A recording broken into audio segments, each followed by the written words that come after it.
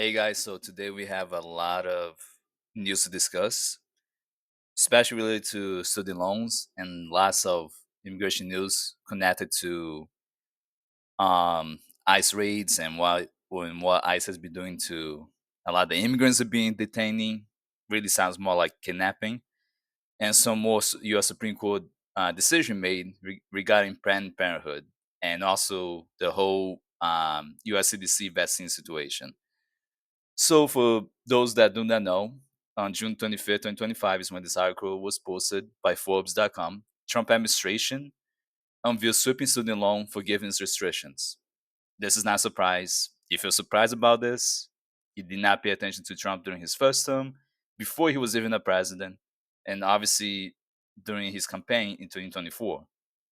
This was very obviously going to happen. The number of people, specifically the number of young people in the 18 to early 20s that did not vote is a large number.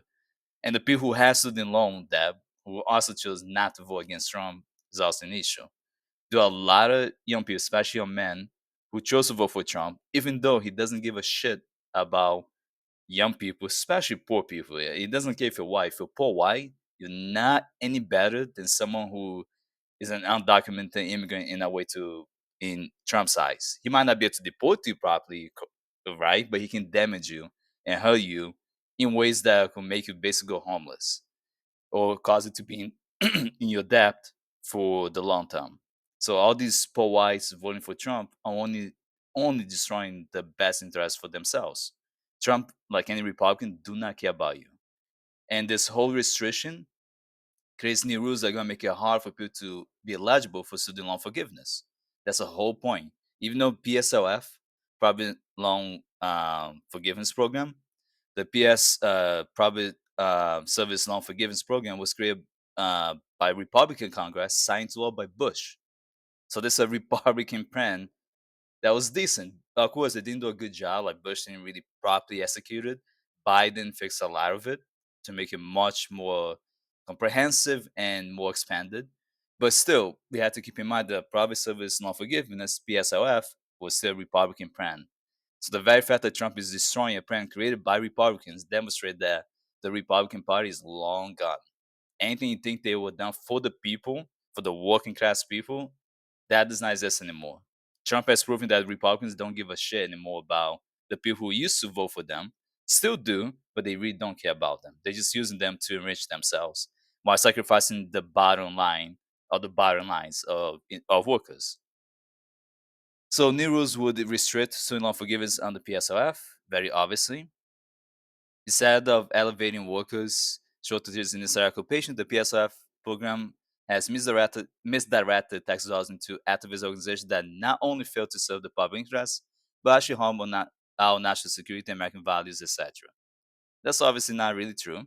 The proposed new rules, proposed new PSLF regulations unveiled this week will make sweeping restrictions on student loan forgiveness eligibility based on whether organization activities have a substantial legal purpose.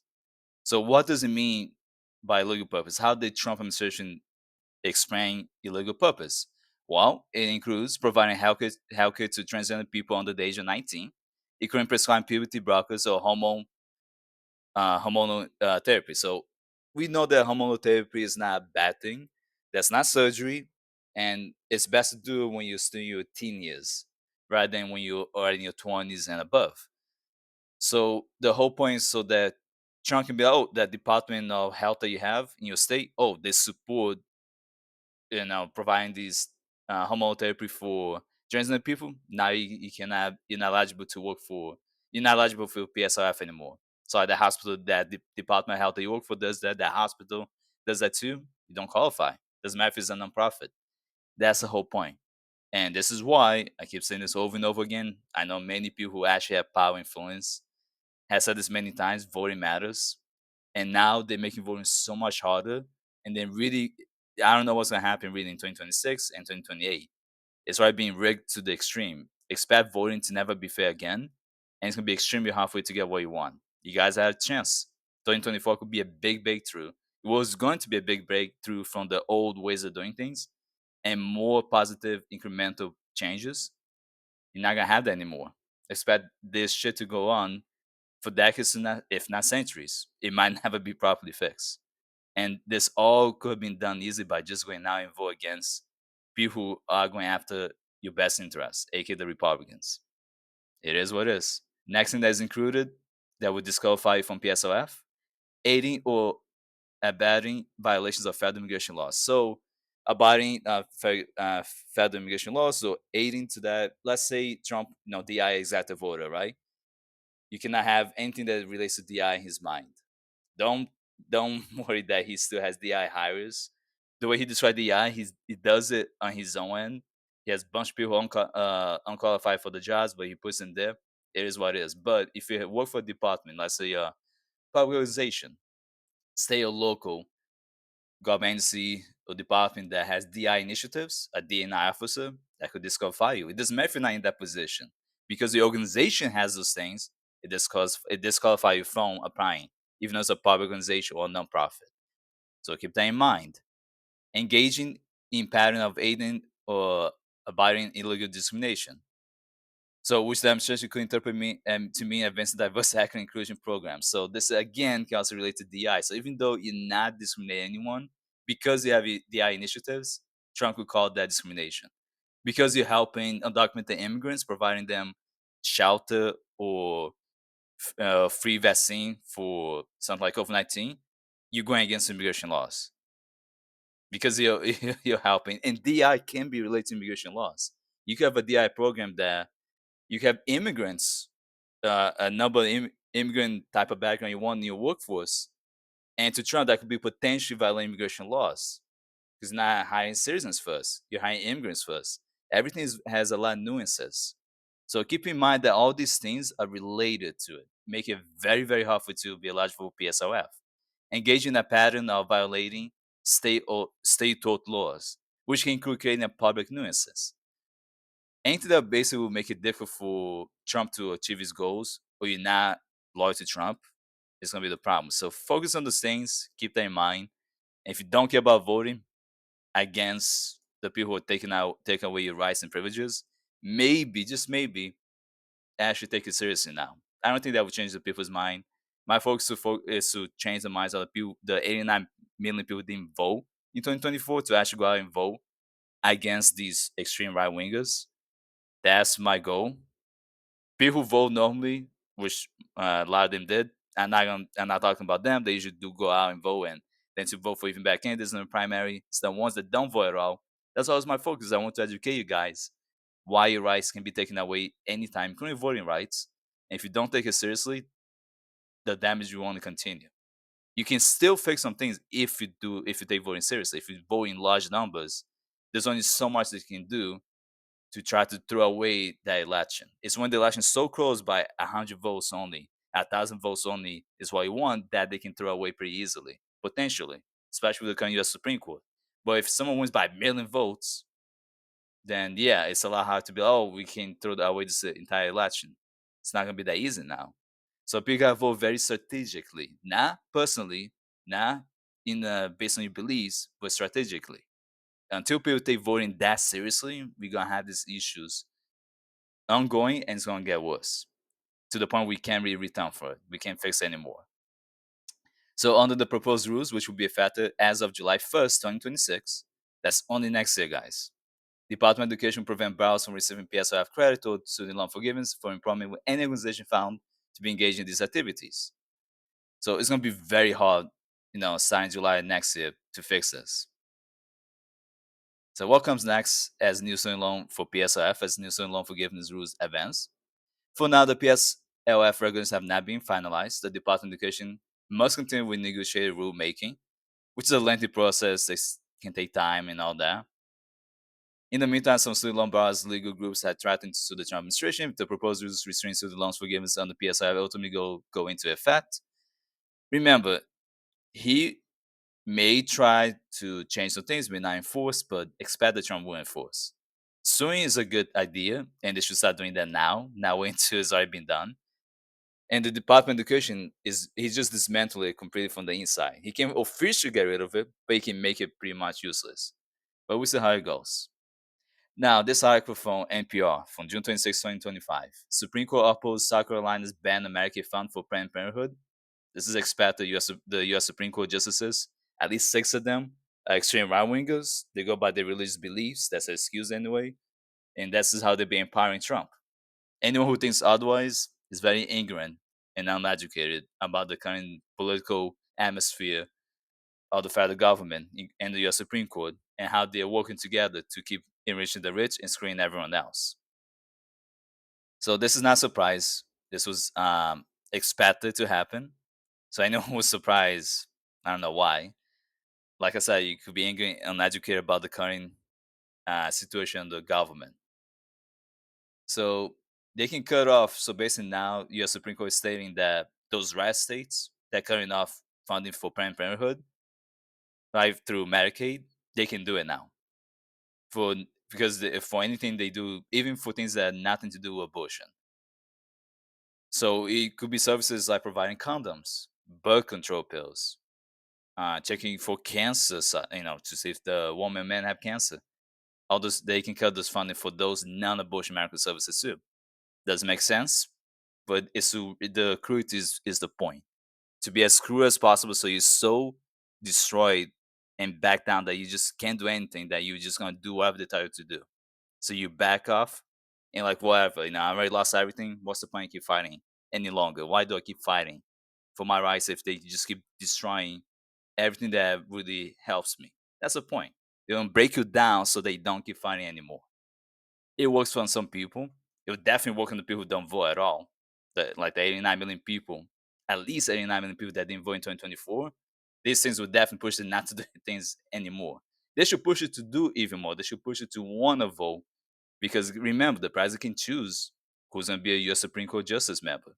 So if you want a different justice uh, in the U.S. Supreme Court, you want a different judge there, choose your president wisely because they can choose the specific justice, and the Senate is going to agree or disagree. But if you have a Republican controlled Senate, they will disagree. This is why people need to understand everything connects. Who you vote for matters. So if you have majority of Democrats who give a shit in Congress, like progressives at least, you wouldn't have this type of justices, right? Same thing with a president and administration, the executive branch that cares about people's rights, and protecting them. This is why everything connects, everything matters. It starts from the local level all the way to the federal, including the judicial level. Until people realize that everything matters and why you're voting all can determine how these things are gonna play out, this is gonna keep happening. So bitching, if you're gonna keep bitching about it, whining about it, it's not gonna do anything. Get up, go vote. That's a bare minimum. That's more effective than sitting around doing nothing, complaining and lying on Reddit.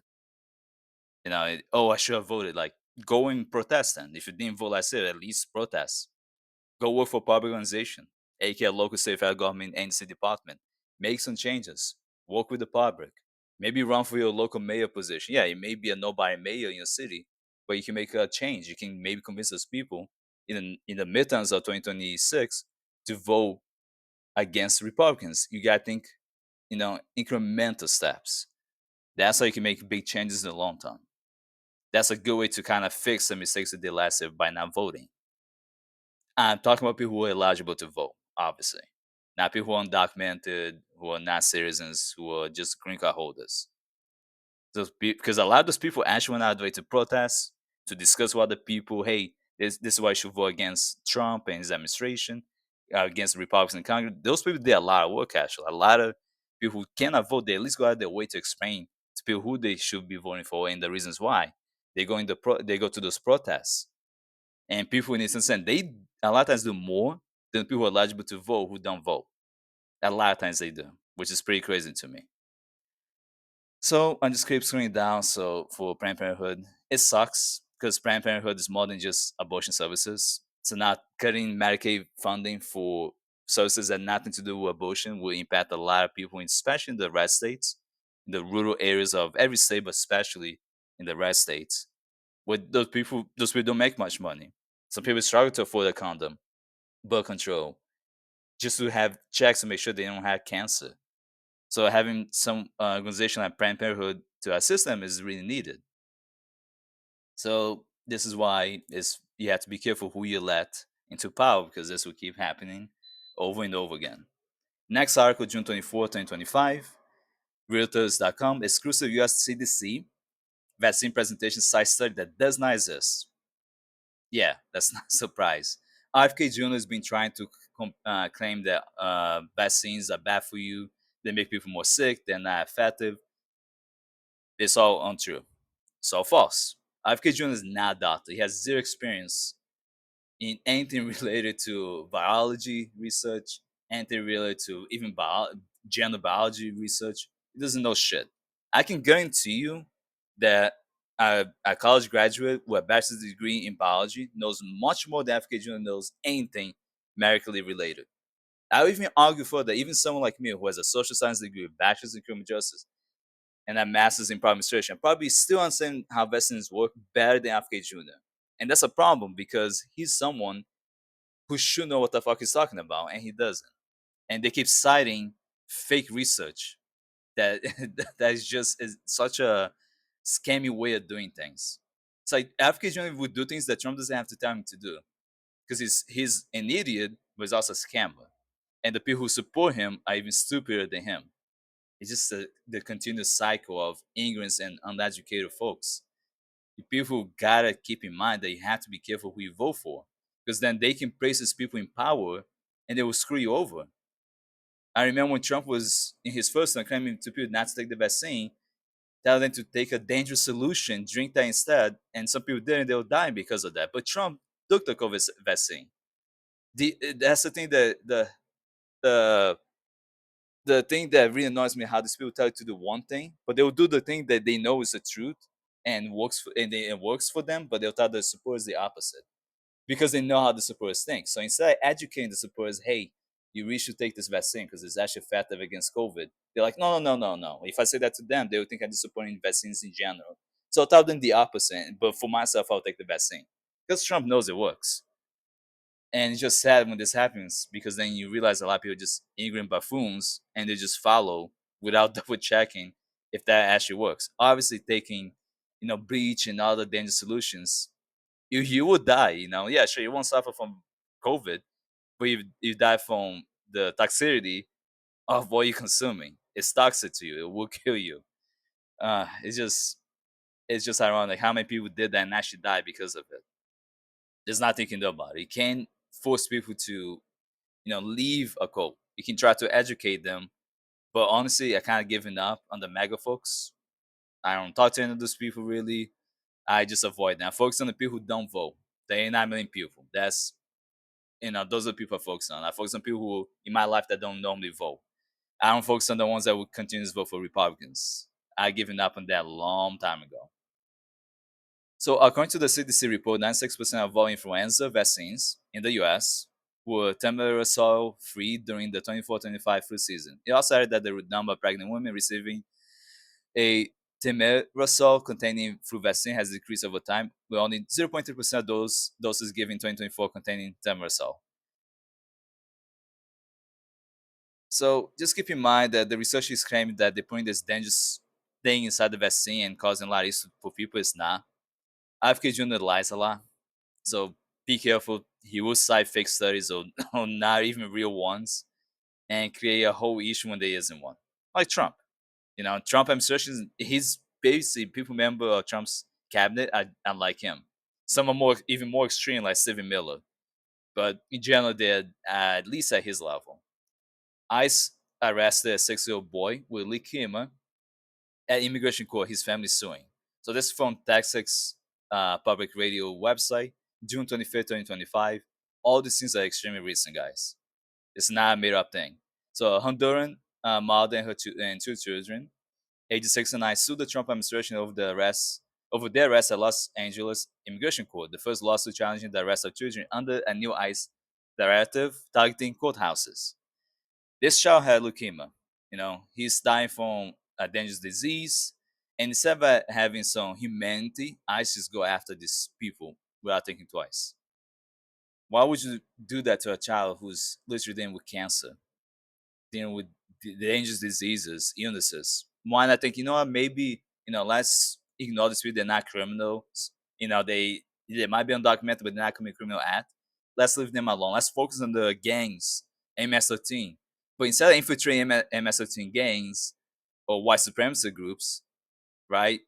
Like Proud Boys, they go after just regular people who are not committing any crime. Very sad situation. I hope they win the lawsuit.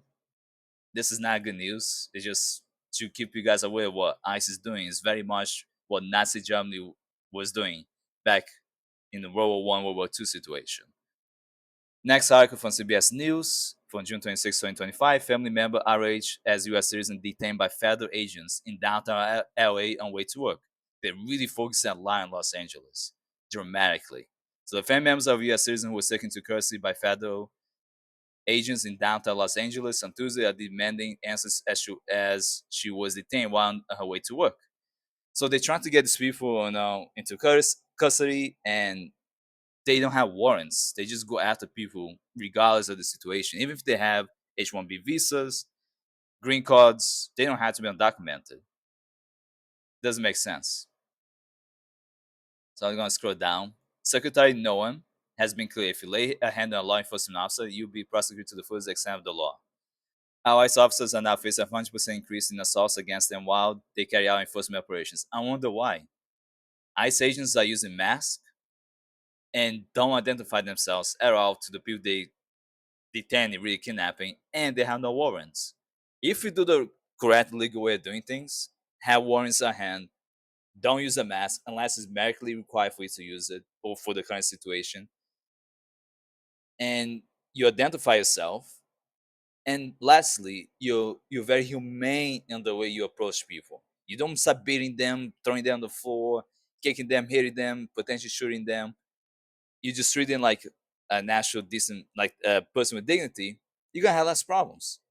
A lot of times you can fix an issue right there without arresting them. Like, hey, do you have legal status? Do you have your H-1B visa? Do you have your green card with you? They do. You move the fuck on. You move the fuck on. If they're undocumented, okay, detain them, but you don't have to be inhumane about it. There are ways to approach it, and that's the issue. That's what people are trying to explain. Like, just be more humane. Have warrants. Do the legal. Provide due process. If you're gonna claim they're criminal, they're part of the MS-13 gang, like Trump has been saying, prove it in court. That's what people are saying. This U.S. citizen not only punch a law enforcement officer, etc. Like, that doesn't mean that the ICE agents are doing the right thing, and they are not. And that's why people are doing these things. They're getting stressed out. They don't know who the hell is arresting them, and there already been cases of fake people faking to be ICE agents, which is illegal, right? That's extremely illegal to fake being a law enforcement officer. And what it's supposed to do is just allow them to potentially, such assault and kill the person. This is why you have to identify yourself. Should be automatic. Here's my ID. My name is this. I work for this specific ICE detention center. I'm here for this reason. Here's my warrant. Are you here legally? Do you have a green card with you? Do you have a legal work status? Something. Just treat people like human. Be calm about it. Don't be aggressive. Don't push them over. You're gonna stress people out, and now people gonna be, they're gonna have reflexes. They're gonna be very nervous going to work every day because of this shit. Anyway, June 24, 2025, this is an article from CBS News also. ICE holding a record 59,000 immigrant detainees, nearly half with no criminal records. So imagine arresting practically half of 59,000 people, right? Almost 60,000, let's say almost 30,000 people with no criminal record. Why are you wasting so much resources going after people who are not dangerous to the public? Why not focus specifically on the ones that actually are committing crime? Maybe if they're only pretty focused on people committing crime and ignore everyone else that's not committing crime, like people who are actually about gangs and are violent, or continuously commit petty theft, maybe then people won't complain as much how inhumane they are towards them. But they're not going after the rapists and the serial killers that may or may not be undocumented. They're going after anybody who just happens to maybe not be documented. It's pointless, and it's wasting a lot of time and resources that could be used to focus on the real dangerous people, which in my opinion are the white supremacist groups such as the KKK, skinheads, Proud Boys, etc. That should be the focus. They're domestic terrorists, but that's a whole other view I can discuss about. So on paper, at least at over 140% capacity since Congress last allocated 41,400 detainee beds for the NC. So keep in mind, a lot of these people don't even have beds. They're not being clothed, so they don't have any clothes. They're not allowed to take showers. They're not being properly fed, and they're doing all these things to these people. And that would not be necessary if you just focus on people who actually are dangerous. Trump wants to try to be Obama, especially he's trying to do what Obama was able to do, but he's doing it in a way that's never going to be Obama level. Obama was much smarter about it. Not because I agree with the way that Obama was the deporting chief. I don't give a lot of the deportation style that ICE and in general the US does, but Obama was more humane about it. Simple fact as that. He knew and he was more efficient about it. Over 7% of detainees in ICE currently were arrested in the U.S. interior, the government figures shows, up from fewer than 40% when Biden administration left office. Biden was still more efficient too. There are ways to do it. Biden was the vice president of Obama, so he already had the experience on how to handle it. So it's really stupid. So they're noting that one big beautiful bill would just, backed by the president, would fund 100,000 detention beds. That's stupid because it would cut Medicaid, Medicare, and Social Security, which are people who are low income, also people who are physically, mentally disabled, and people who are seniors who actually need those things. So instead of giving beds to people who are not even needed to be arrested because they're not criminals, maybe don't cut funding from programs that are needed by U.S. citizens. If you were really doing for the U.S. citizens, why would you cut things they need to survive? Again, very simple thing. But let me know what you guys think in the comment section below with the whole immigration news relating to ICE, the whole CDC vaccine situation where they use a fake research, basically not real research to cite the whole thing there against vaccine about FK Jr. Supreme Court upholding South Carolina's decision to remove funding, Medicaid funding from Parenthood, and of course Trump's situation on changing the whole PSLF program. If you like the video, like and subscribe. If you're watching this on TikTok, follow us on TikTok. And if you want to support us, there's the Patreon, $1 per month to support, $3 for exclusive content, which I'm working on. And that's really it. I hope everyone has a good day.